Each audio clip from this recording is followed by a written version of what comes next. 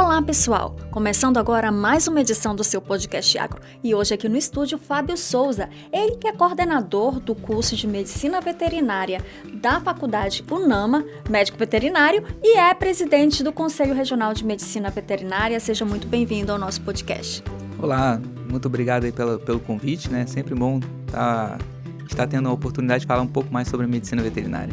Certo, e quando a gente fala de médico veterinário, a gente pensa logo naquele profissional que vai cuidar dos animais que estão doentes, mas não é só isso. Conte pra gente o que faz então, além o médico veterinário. Pois é, essa parte aí é uma parte bem interessante, né, quando a gente começa a falar da profissão, porque, no geral, né, as pessoas têm uma ideia, né, dessa vinculação, né, do médico veterinário com a parte clínica apenas. Seja a clínica de animais de companhia ou animais de produção, principalmente aqui no nosso estado que é mais trabalhado isso, né, de uma forma geral. Então, a visão geral da sociedade é essa e muitas vezes não enxerga, né, o profissional em outras áreas, né, que estão ali no dia a dia, né, da sociedade e que o médico veterinário se faz presente. Então, quando a gente conversa com os alunos, né, principalmente os calouros, vai falar um pouquinho sobre o curso, sobre a medicina veterinária, introduzir, né, os primeiros passos do aluno na instituição de ensino superior. A gente vai contar um pouquinho sobre a medicina veterinária e a gente sempre faz essa pergunta, né, o que te trouxe a fazer medicina veterinária, né? O que motivou? E também você tem noção de como é a profissão que você escolheu, né, em termos de atuação no mercado, você pesquisou sobre isso, né? Qual é o entendimento, a visão de vocês? A maioria traz essa visão, né, de caso, vamos dizer assim, da sua vivência. O médico veterinário tem esse perfil um pouco mais restrito. E quando a gente começa a falar, né, um pouquinho mais da história da profissão e mostra, né, o quanto ela é abrangente, aí assusta um pouco, né? E também, ao mesmo tempo, o pessoal entende que existe ali uma gama de oportunidades, né? Eu mesmo, quando comecei ainda pequeno, a gente tinha essa visão, né? O médico veterinário só cuida de cão e gato, grandes animais eu conhecia, boi, cavalo, mas não tinha noção dessa proximidade do profissional. Que eu tinha animais, precisava ser atendido, levava no veterinário, então ficava só esse fluxo. E aí quando escolhi a profissão, aí peguei o catálogo lá da universidade, naquela época os Correios faziam essa distribuição, e a gente foi olhar as profissões, porque eu não tinha ideia bem clara do que eu queria fazer, porque eu gosto de bastante coisas diferentes. E aí uma profissão estava difícil de escolher. E quando eu olhei a medicina veterinária, naquelas 3 páginas mais ou menos, eu vi um pouquinho o que dizia sobre a profissão e me encantei, porque aquela visão que eu tinha de só atendimento de animais, só ter esse tipo de relação, eu fiquei surpreso com um pouco que estava no papel, as oportunidades que tinha ali. Então aquele pouco que estava escrito já me convenceu a estudar, porque eu já entendi ali naquele momento que eu não precisava ser apenas clínico, eu podia fazer outras coisas que eu gostava, usando a mesma profissão. E aí quando eu entrei na universidade, isso não foi passado muito bem naquela época para mim. Então ainda continuava com uma visão um pouco ainda mais reduzida da abrangência da profissão. Depois quando a gente vira professor, que é um dos ramos, né, da profissão, a gente vê como é que a coisa vai tomando uma outra proporção. E também conhecendo um pouco mais se envolvendo um pouco mais sobre a profissão. E aí, independente de ter entrado no conselho ou não, essa visão começa a aparecer, porque a gente está cuidando de futuros profissionais. Eu trabalho na educação já há muitos anos, então isso sempre foi uma tônica, né? Trabalhar esses futuros profissionais da maneira melhor possível, dentro da questão ética e profissional. E passar para eles o que significa a profissão é um papel independente da disciplina que a gente está ministrando. E isso traz grande satisfação. E aí mostrar para eles como funciona. E hoje eu falo com os alunos, calouros, tem no site do Conselho Federal uma página mostrando o perfil da profissão, né, do médico veterinário. E aí, como diz lá, descreve mais de 80 áreas de atuação. Então isso traz, né, para o estudante uma visão bem ampla, bem maior do que ele tem, né? Da abrangência do que ele tem na mão quando ele pega o diploma. Porque quando a gente tem a formação profissional, a gente recebe o diploma como bacharel em medicina veterinária. Médico veterinário é uma formação generalista, como preconiza o MEC, independente se a instituição é pública ou privada, tudo isso já vem bem amarrado, estruturado. E você tem a liberdade de escolher o que achar melhor, né? Eu, por exemplo, não me sinto à vontade com a parte clínica. Eu não gosto muito, embora eu tenha estagiado em clínica veterinária pequenos animais por 2 anos, na época de estudante. Depois trabalhei um pouco com grandes animais, na época ainda na graduação, mas depois na época do mestrado, doutorado. E aí tive essa experiência também. E recentemente também aqui no estado, trabalhando na fiscalização com outras espécies animais, a campo, propriedades. Então eu não tenho dificuldade com relação a isso, porque minha formação garante. Agora, trabalhar com a clínica em si não me chama atenção. Então eu gosto de outras áreas que a profissão me oportuniza trabalhar.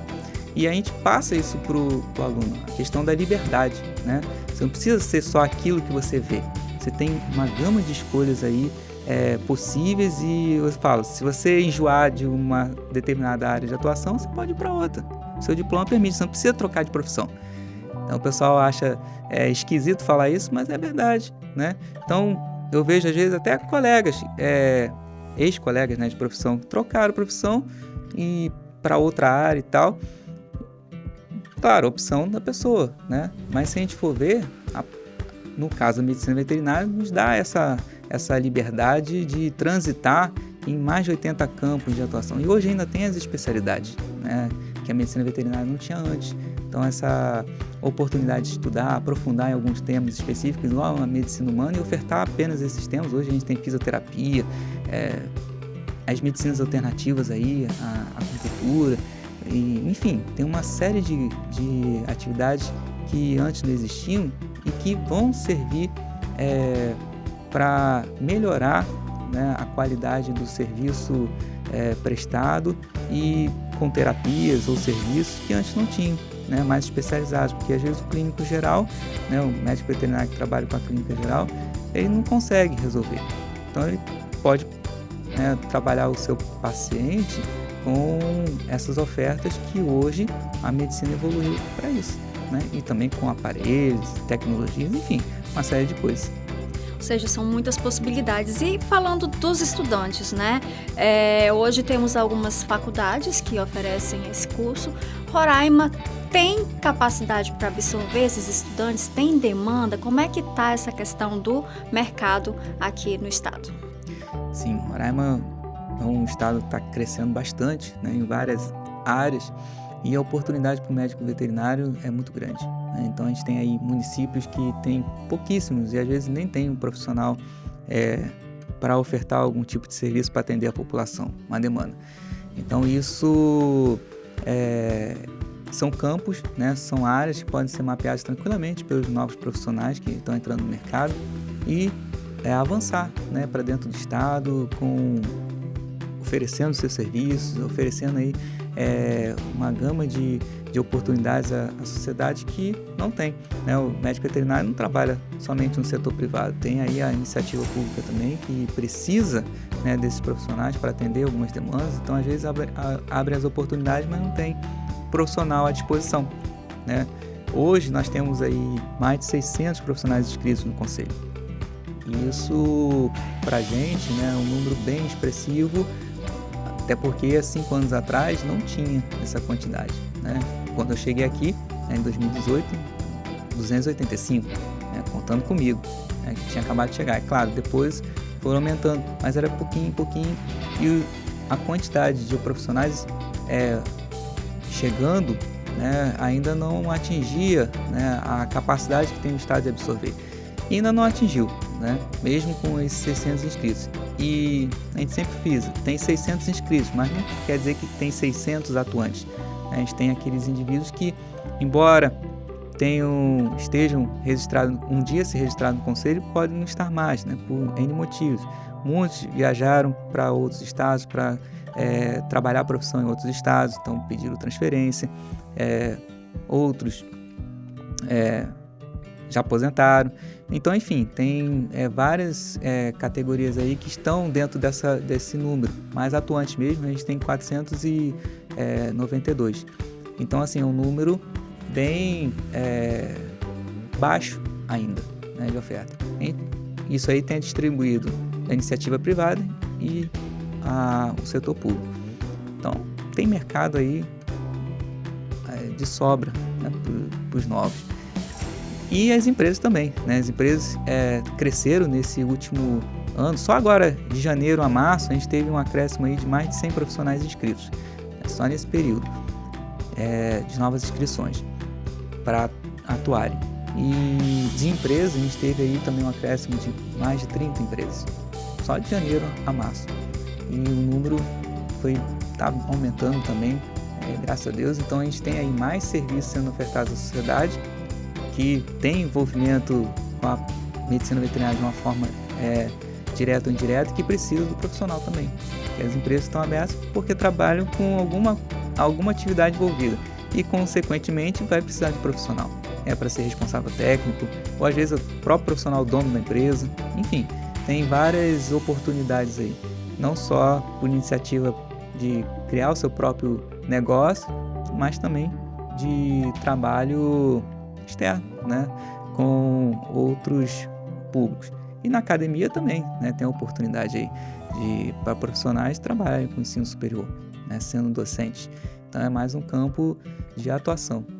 Certo. E essas empresas que você mencionou são empresas variadas? Por exemplo, são clínicas, são empresas que vão prestar serviço? Que empresas são essas? Aí tem todas essas que trabalham com a área da medicina veterinária. Envolve as clínicas, consultórios, né, as agropecuárias, também que trabalham com os produtos de origem animal, vacinas, imunológicas, enfim, uma série de coisas que também precisam do registro de acordo com os produtos que eles ofertam, né? E supermercados, toda empresa que trabalha com produto de origem animal precisa do médico veterinário como responsável técnico, trabalhando para garantir, né, que aqueles produtos tenham a segurança necessária para a população. Aí o envolvimento, né, muitas vezes indireto, que a população não percebe, que é aquele produto, carne ou derivado do leite, enfim, uma série de origens, né, tudo da parte animal, passou para um veterinário antes.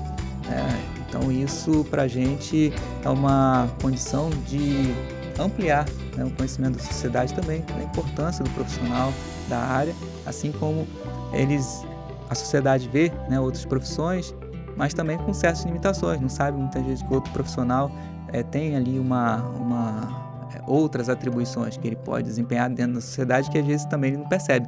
Então a medicina veterinária tem muito disso também. Aí fica muito aquela visão limitada. É atendimento de cão, gatinho, cavalo, boi e para por aí.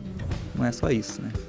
Certo. E falando do conselho, né, do conselho de medicina veterinária, você falou da parte de fiscalização, né, mas além disso, o que o conselho faz aqui no nosso estado? O conselho, de uma forma geral, ele foi criado lá pela Lei 5.517, em 1968. Então essa lei, ela regulamenta a profissão da medicina veterinária, traz ali um escopo de tudo que é possível ser trabalhado, o que é privativo também do médico veterinário, e também nessa lei foi gerado ali a criação do Conselho Federal e conselhos regionais. O nosso conselho não é um conselho antigo, né? Ele é recente, desde 1986 ele foi constituído, mas antes a gente tinha ali uma parceria com o Amazonas, né? Porque por termos poucos profissionais à época, não tinha condições de manter um conselho só do estado. E aí com o avanço, né, do crescimento da profissão dentro do estado, aí possibilitou a criação do conselho regional, né, em Roraima. Então isso para a gente foi também uma conquista, porque agora todos os estados têm um conselho regional. Uma das poucas profissões que tem, né, essa distribuição. E isso ajuda muita coisa, né, porque a gente tem um nível de trabalho mais local. E também a questão de o avanço, antes, até uma história recente, o conselho aqui não tinha condições de manter um fiscal próprio. Então a gente dividia, mesmo o conselho aberto aqui, a gente dividiu com o profissional de outros estados para dar o apoio aqui na fiscalização, até ele poder conseguir ter o concurso, criar ali a função, conseguir o profissional para poder trabalhar na fiscalização em nível local. Então, isso são avanços, né? São conquistas que melhoram a qualidade de serviço. Porque a função do conselho, por lei, é fiscalizar e regulamentar a profissão. Claro que muita coisa a gente tem a respeito à criação, as normas, resoluções elaboradas pelo Conselho Federal. E aí, isso é repassado nacionalmente para que os conselhos regionais possam trabalhar. Mas também, em nível regional, a gente pode criar nossas resoluções, desde que elas estejam ali de acordo com o que o Conselho Federal propõe, né? Se já tiver uma regulamentação própria, já estabelecida, então a gente tem que seguir ali as linhas e a gente pode criar a nossa própria peculiaridade, mas nunca sobrepor.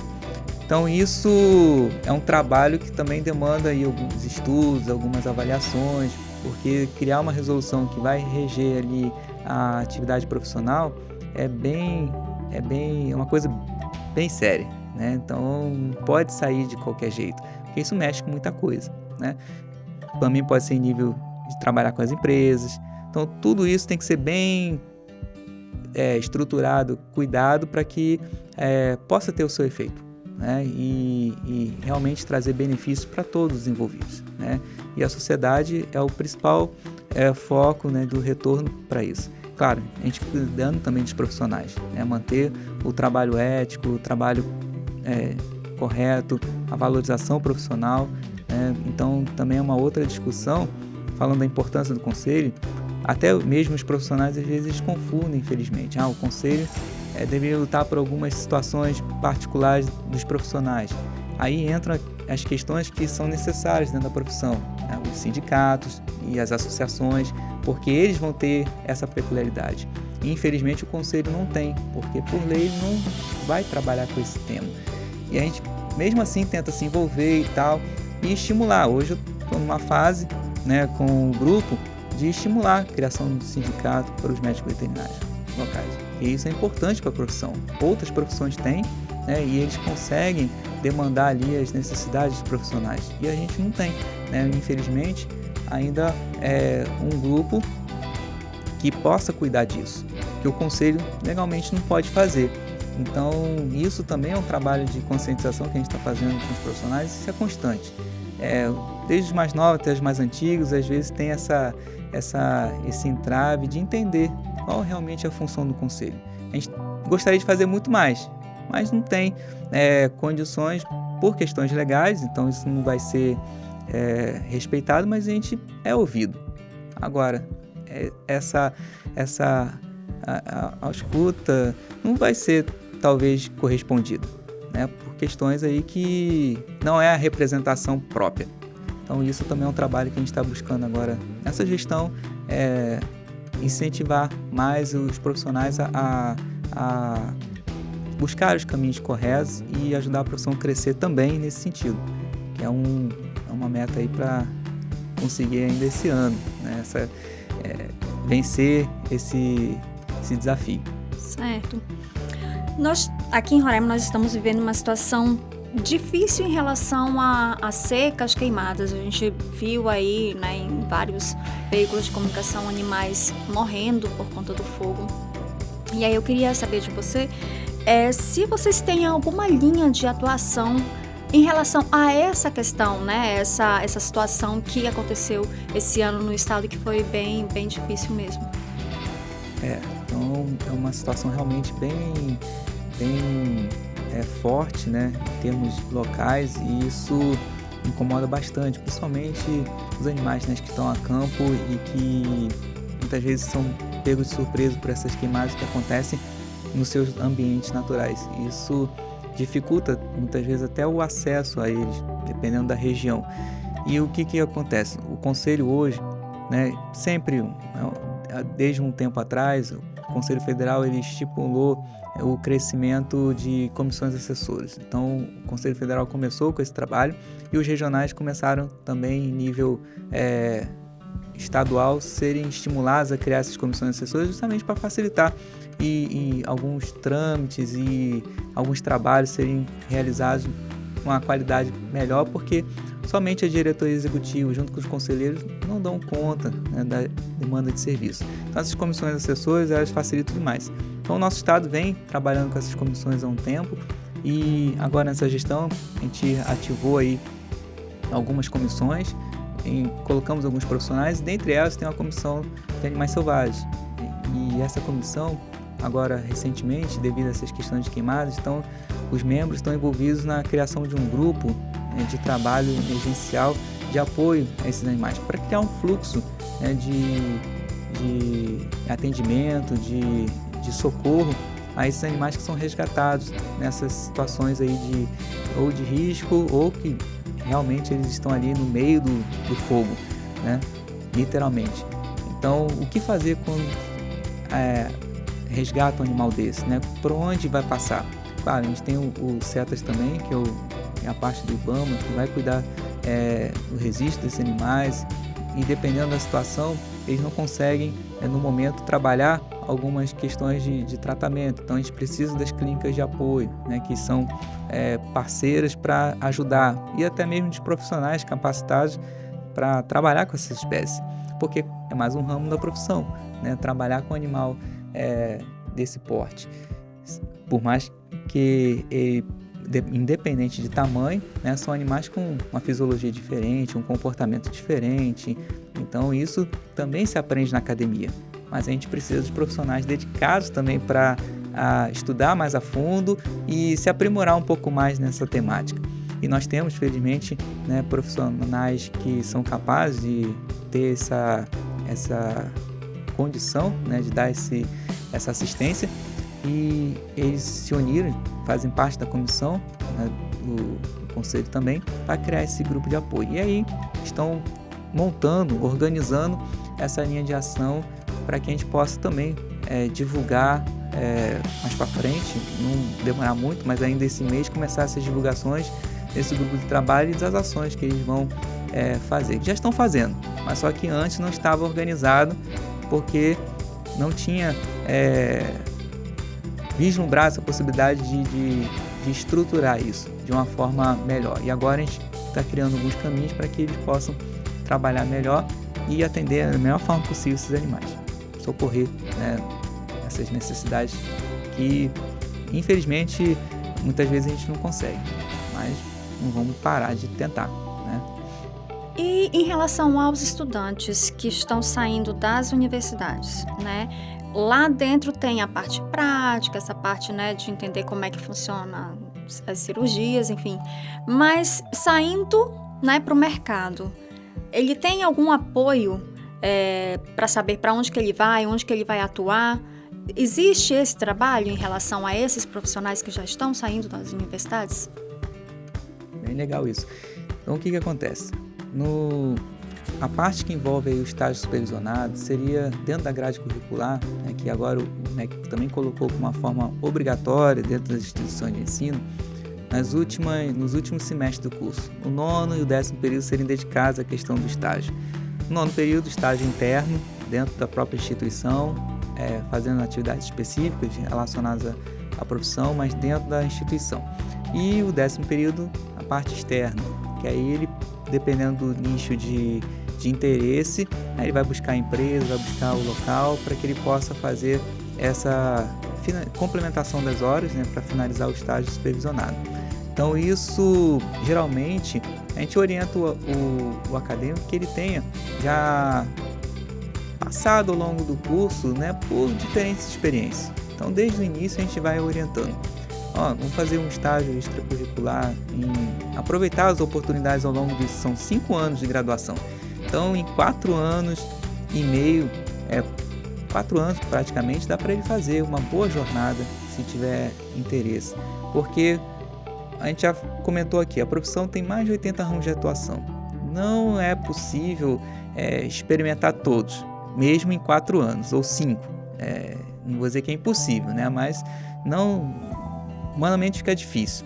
E a graduação em si, ela é generalista, como todas as outras. Então a gente trabalha o máximo possível dentro daquilo que está estabelecido no MEC, entrega o que a gente pode entregar a mais também, sem problema nenhum, mas é uma formação generalista. Então uma especificidade, uma área ou um interesse mais apurado, o aluno também tem que complementar com cursos extras ou a própria questão do estágio, que ajuda bastante a ele enxergar, poxa, é isso mesmo que eu quero, porque ajuda nesse finalzinho do curso a ele entender um pouco melhor como vai ser a vida lá fora, né? O mercado de trabalho. Então, a maioria dos acadêmicos, os egressos, na verdade, tem dificuldade de compreender onde ele vai se encaixar, é porque a jornada deles ao longo do curso não foi muito bem trabalhada, né? Não vou dizer que a culpa é deles, mas a gente orienta, tenta fazer o máximo possível, mas às vezes a gente vê aquele acadêmico que fica sempre na mesma área. Aí chega no final e começa a aparecer a dúvida, poxa, será que é isso mesmo? Só que o tempo está passando e depois que ele pegar o diploma, aí ele já está no mercado. Então não tem muito mais chance dele, poxa, vou estagiar aqui e tal, porque já é um profissional. Então isso dificulta um pouquinho. E aí ele vai ter que encarar uma área, né? Então isso assusta.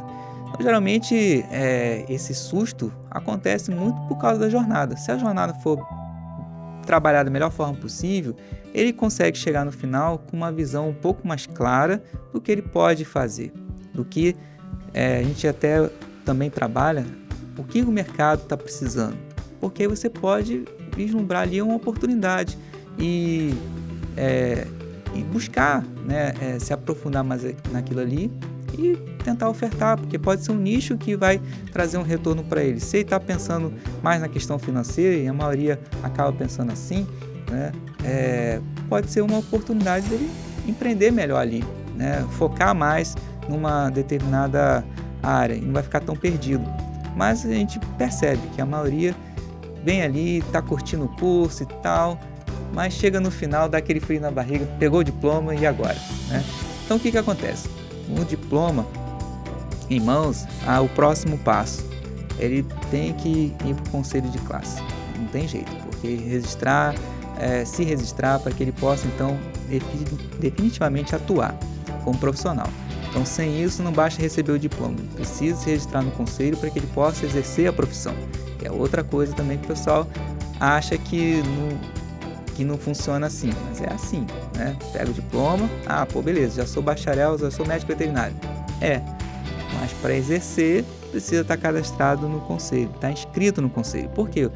O conselho precisa reconhecer aquele profissional no seu estado, né? Para poder cuidar dele em várias instâncias. Ele precisar ser um responsável técnico no estabelecimento, a gente sabe que ele existe como profissional, que ele está atuante, porque ele tem ali a vida dele vinculada ao órgão de classe. Isso em todas as profissões que tem conselho, funciona dessa forma. E então na medicina veterinária vai ser diferente. Então esse é o primeiro passo, procurar o conselho. Hoje a gente tem a facilidade de tudo online, né? Na palma da mão consegue fazer inscrição, a nossa carteira digital. Agora, tem a carteira física também, mas com a carteira digital, em 2-3 dias após ele conseguir o diploma, ele já pode estar exercendo a profissão. Isso é uma facilidade que antes demorava aí 3 meses, 6 meses até para o profissional começar a trabalhar.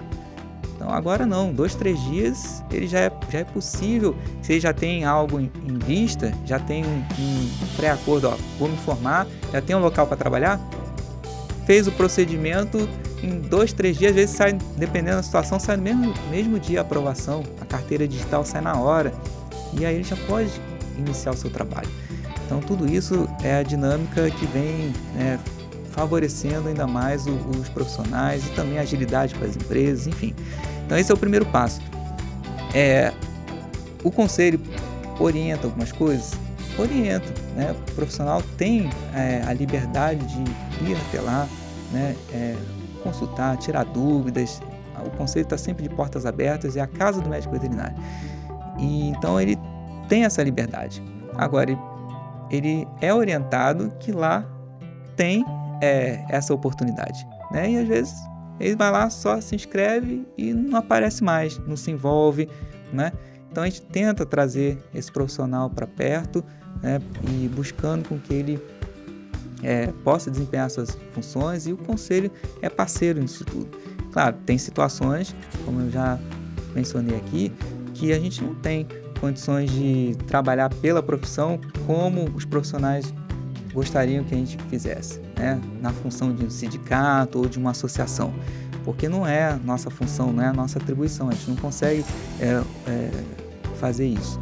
Mas o que a gente puder fazer para estimular e tudo aquilo que for de nossa competência, o profissional e as empresas podem contar conosco.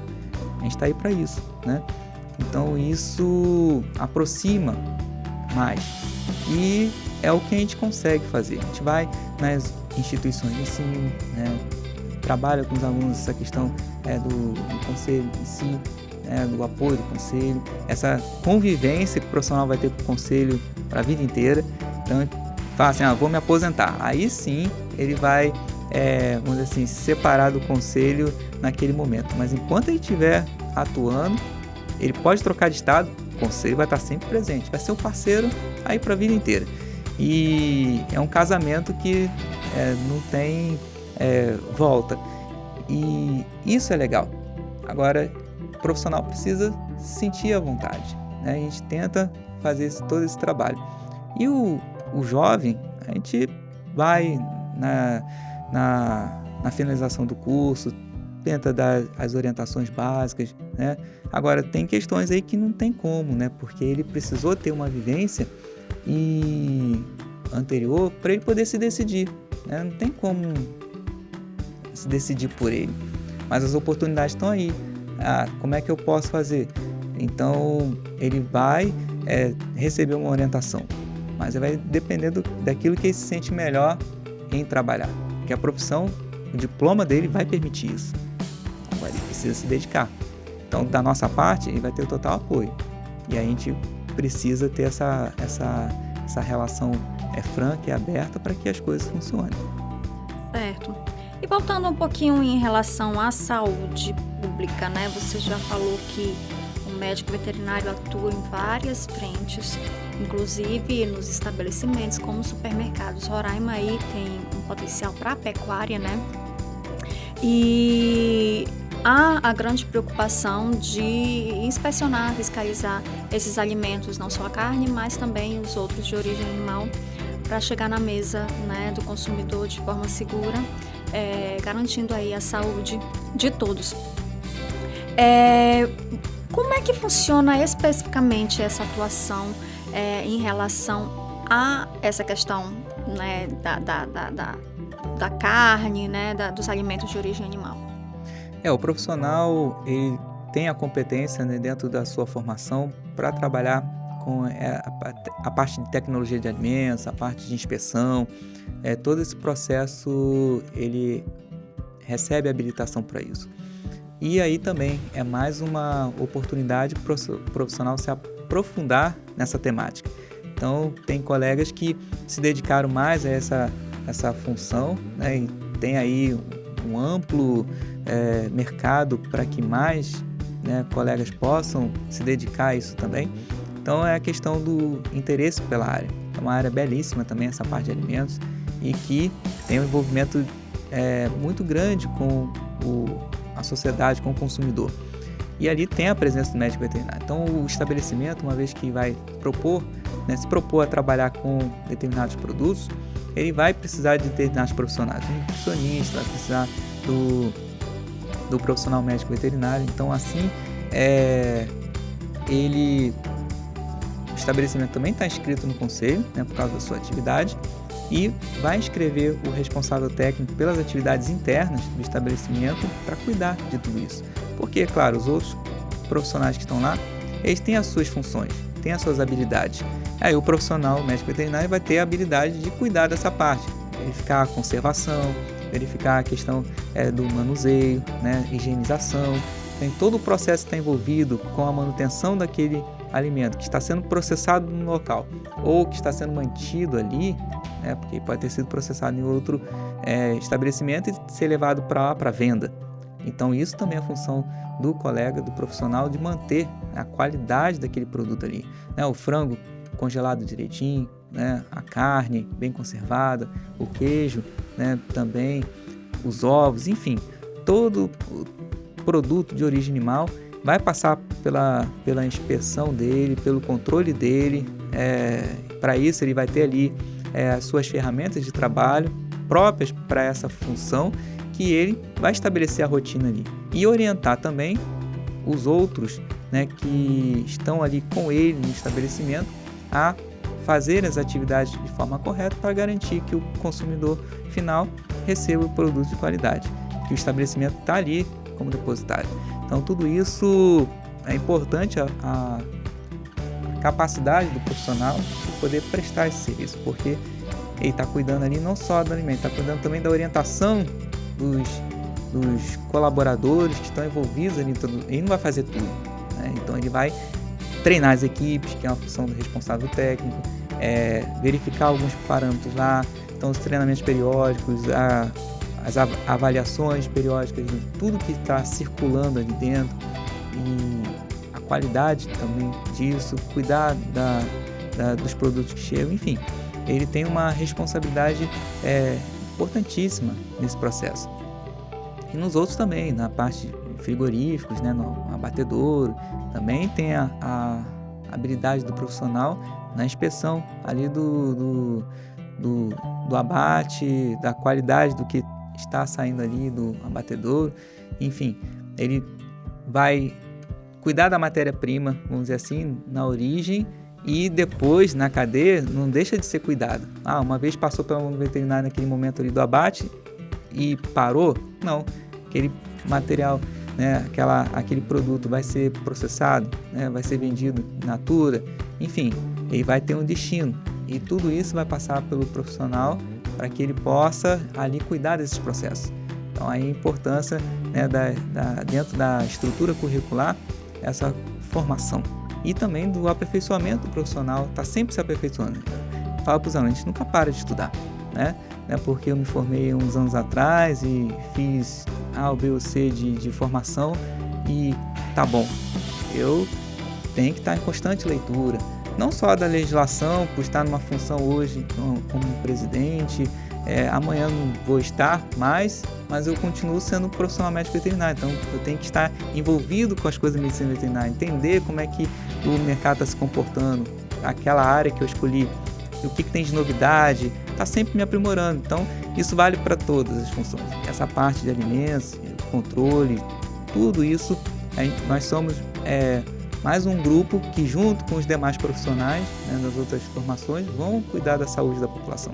Que hoje a gente trabalha na medicina veterinária, a gente fala da saúde única, né? Eu trabalho com a saúde animal, saúde humana e a saúde ambiental, todos entrelaçados, né? Que eram conceitos separados, trabalhados antigamente, né?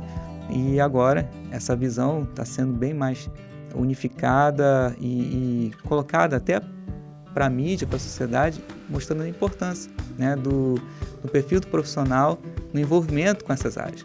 A saúde do homem, a saúde animal e com o meio ambiente. Ai, maravilha! Foi muito bacana ouvir e entender como é que atua o médico veterinário. Foram informações muito esclarecedoras, importantes, né? E nós gostaríamos de agradecer aqui sua participação no nosso podcast e deixar o espaço aberto aí para outras oportunidades. Ok, obrigado pelo convite, é uma satisfação muito grande poder estar falando um pouco mais da profissão, né? Como eu falei, a gente, pouco tempo aqui, falamos bastante tópicos, né, relacionados a pinceladas, né, do que a profissão pode ser trabalhada e o que a sociedade tem, né, à disposição, né, com um profissional que com certeza vai procurar sempre fazer o melhor, né, em todas as esferas de atuação, para servir melhor a saúde do homem, a saúde animal e cuidar do meio ambiente também. Maravilha, muito obrigada. E o nosso podcast fica por aqui. Não esqueça de acessar o nosso canal do YouTube para acompanhar todos os programas na íntegra. Também acesse o nosso perfil do Instagram. Até a próxima!